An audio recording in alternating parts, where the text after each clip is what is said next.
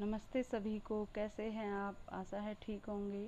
तो चलिए आज हम शुरू करते हैं अनुप्रास अलंकार के भेद, जिनको हम डीपली पढ़ेंगे। लेकिन उसके लिए शुरू में थोड़ा सा हम अलंकार के विषय में जान लेते हैं। जैसा कि आपको पता है, अलंकार का अर्थ होता है आभूषण या गहना।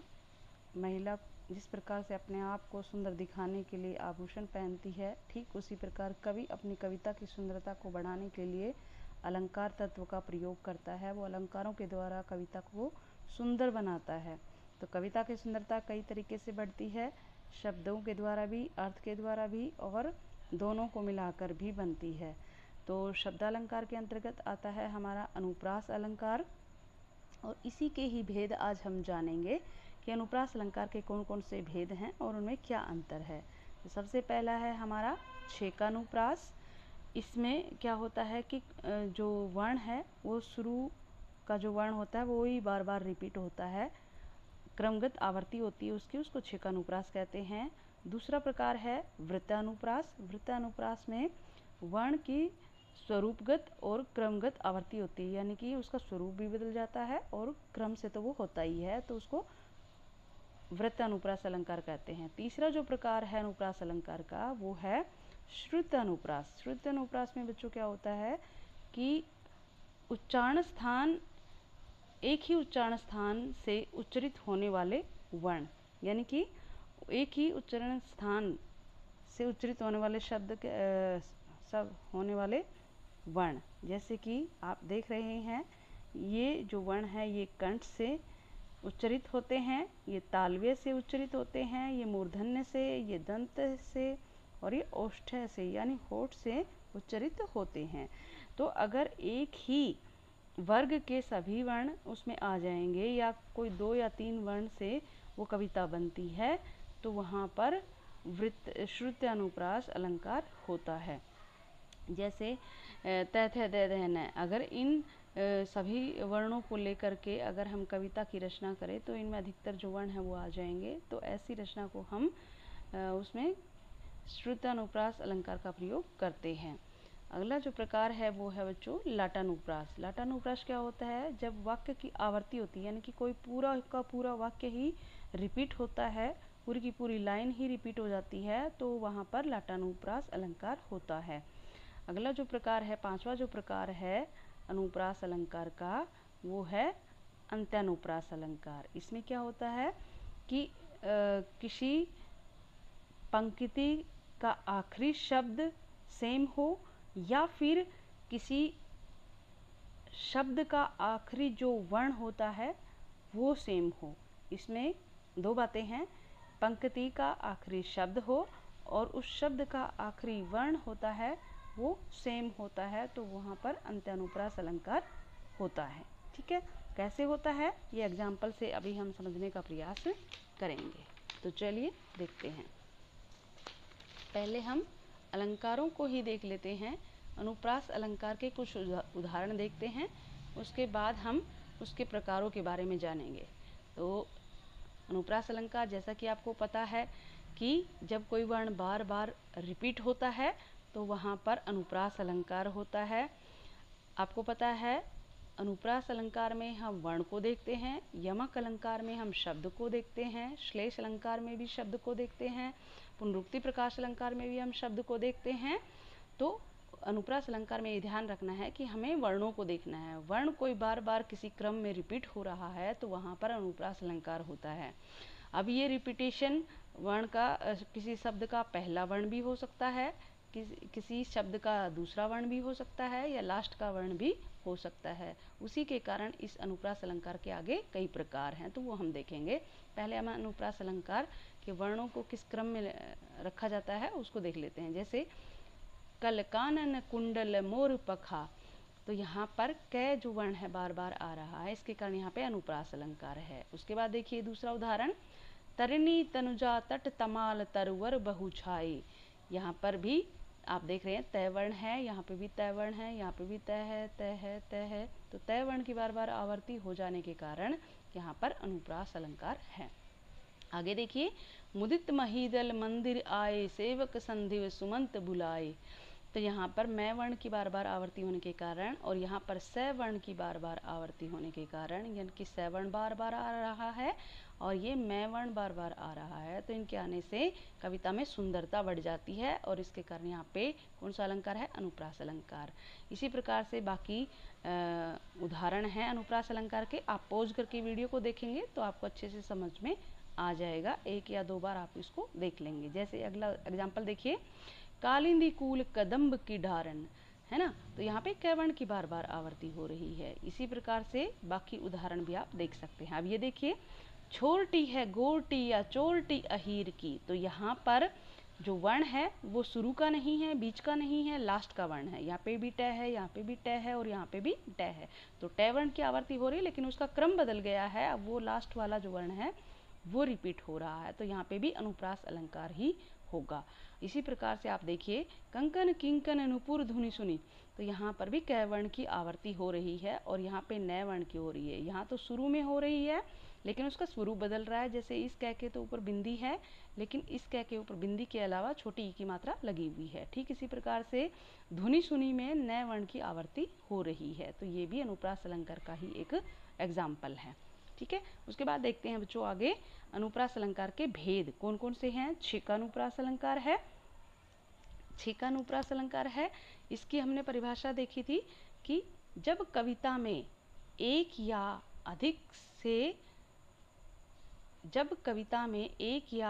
एक से अधिक वर्ण एक ही क्रम में आए, अर्थात शब्द के शुरू में आए, तो वहाँ पर छेकानुप्रास अलंकार होता है। जैसे सूर समर करनी करही कहीं न जावई आपई, तो यहाँ पर सूर समर स वर्ण की आवर्ती हो रही है, यहाँ पे क वर्ण की आवर्ती हो रही है, तो यहाँ पे छेकानुप्रास अलंकार है। तो ये वीडियो को पॉज करके आप इसके और एग्जाम्पल जो है वो आप देख सकते हैं। यहाँ क की आवर्ती है, यहाँ पे भी क की आवर्ती है। ठीक है, तो ये है छेकानुप्रास अलंकार। उसके बाद बच्चों देखिए, अगला जो प्रकार है वो है वृत्तानुप्रास अलंकार। वृत्तानुप्रास अलंकार में क्या होता है, जहाँ किसी वर्ण की स्वरूपगत और क्रमगत आवर्ती हो, यानी कि जहाँ पर कोई वर्ण अपना स्वरूप बदल करके आए बार बार और क्रम से आए, एक ही क्रम में आए, तो वहाँ पर वृत्तानुप्रास अलंकार होता है। जैसे भूरी भूरी भेदभाव भूमि से भाग दिया, तो यहाँ पर भय वर्ण आ रहा है, यहाँ पे भी भय है, यहाँ पे भी भय है और यहाँ पे भी भय है, ये तो है ही है। लेकिन यहाँ पर क्योंकि भूरी भूरी है तो यहाँ पे पुनरुक्ति प्रकाश अलंकार भी है और यहाँ पे भय दूसरी तरह से आ रहा है तो अनुप्रास अलंकार भी है। लेकिन अनुप्रास अलंकार के अंतर्गत ये वृत्तानुप्रास है। क्यों है, क्योंकि यहाँ पे भय जो है उसका स्वरूप बदल रहा है। जैसे यहाँ पे भय के ए की मात्रा है, यहाँ पे भय के ऊ की मात्रा है और यहाँ पर भय के आ की मात्रा है। क्रम तो वही है, भय इधर भी शुरू में आ रहा है, यहाँ भी शुरू में आ रहा है और यहाँ पे भी शुरू में आ रहा है, लेकिन उसका स्वरूप बदल रहा है। इस कारण से यहाँ पर ये वृत्तानुप्रास अलंकार है। इसी प्रकार से एक और एग्जाम्पल देखिए, कालिंदी कूल कदम्ब की डारन, तो यहाँ पर भी कै जो वर्ण है उसका स्वरूप बदल रहा है, तो इस कारण से यहाँ पे वृत्तानुप्रास अलंकार है। इसी प्रकार से आप बाकी एग्जाम्पल्स को देख सकते हैं, वीडियो को पॉज करके आप देख लेंगे। ये एक और एग्जाम्पल देखिए, कलावती केलीवती कली कलिंद जा, तो यहाँ पर कला केली कली, तो यहाँ पर उसका स्वरूप बदल रहा है उस वर्ण का, तो इस कारण से यहाँ पे वृत्तानुप्रास अलंकार आ गया है। ठीक है, उसके अलावा आगे देखिए ये एग्जाम्पल, चरण चोर चटकत चकोट, तो यहाँ पर भी च वर्ण की आवर्ती हो रही है लेकिन उसके बाद कै की भी आवर्ती हो रही है, इस कारण से यहाँ पे वृत्तानुप्रास अलंकार है। अगला जो अलंकार है वो देखिए बच्चों, श्रुत अनुप्रास, यानी कि श्रुत अनुप्रास एक ही जब कविता में किसी एक ही उच्चारण स्थान से उच्चरित होने वाले वर्ण बार बार आते हैं तो वहाँ पर श्रुत अनुप्रास अलंकार होता है।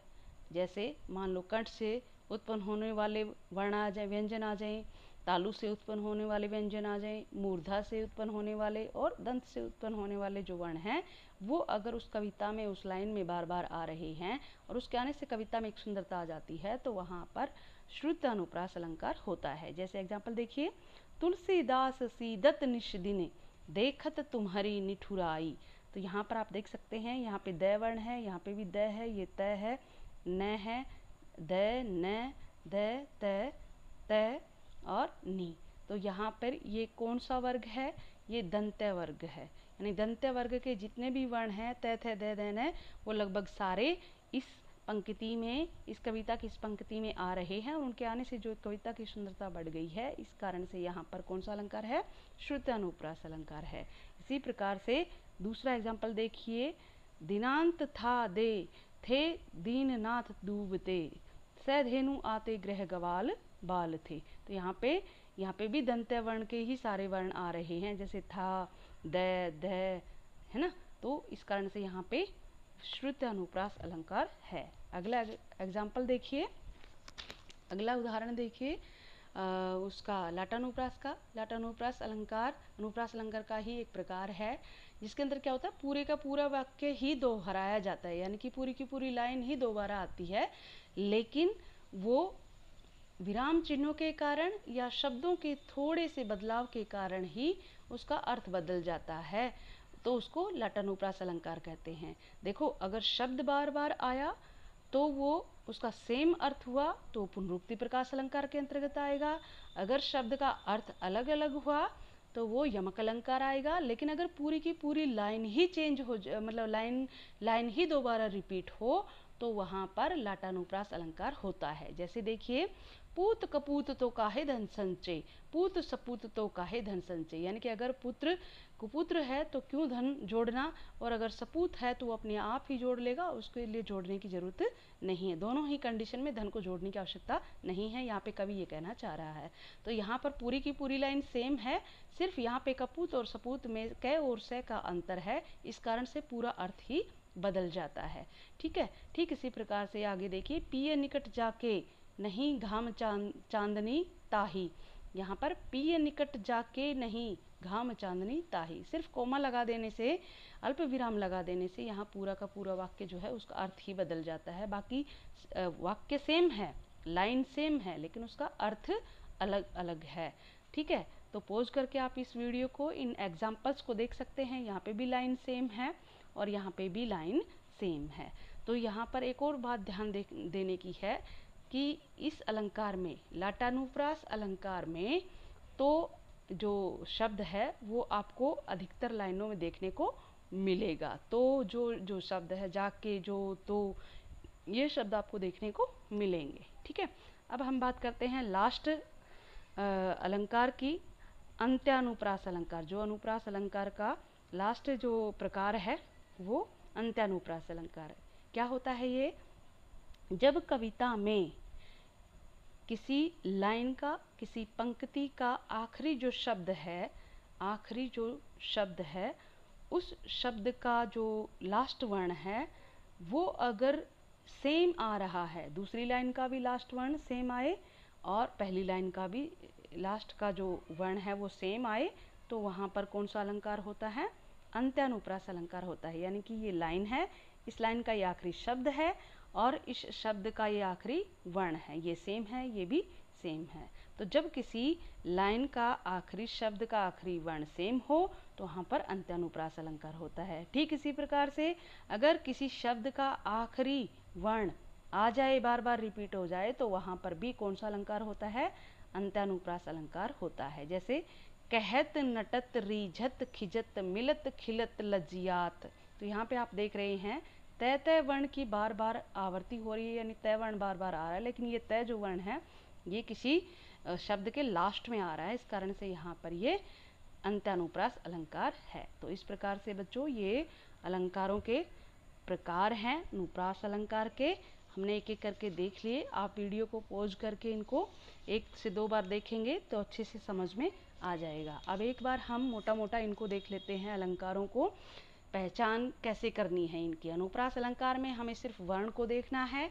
अनुप्रास अलंकार में हम वर्ण देखेंगे, कोई वर्ण रिपीट तो नहीं हो रहा है तो अनुप्रास अलंकार है।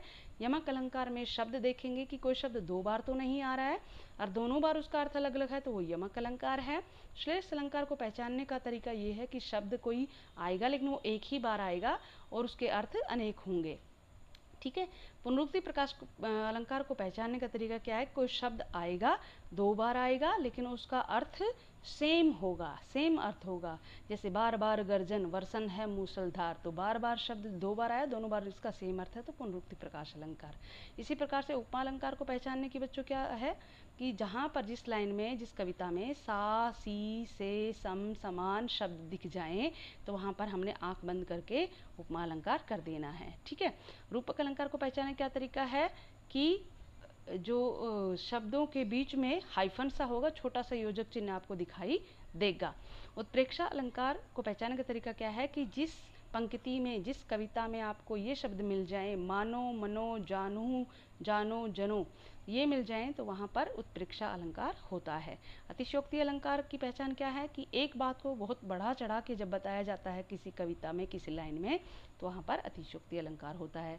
इसी प्रकार से मानवीकरण अलंकार की क्या पहचान है, जब प्रकृति को मनुष्य की तरह व्यवहार करते हुए दिखाया जाता है, तो वहाँ पर मानवीकरण अलंकार होता है। जैसे फूल खिले, कलियाँ मुस्काई, तो खिलने का काम कौन करता है, मुस्कुराने का काम कौन करता है, फूल हंसे कलियाँ मुस्काई, सॉरी, फूल हंसे कलियाँ मुस्काई, हंसने का काम मनुष्य करता है और मुस्कुराने का काम भी मनुष्य करता है। तो यहाँ पर फूलों को हंसते हुए, मुस्कुराते हुए बताया गया, तो यहाँ पर मानवीकरण अलंकार है। तो इस प्रकार से बच्चों ये अलंकारों को पहचानने का तरीका है।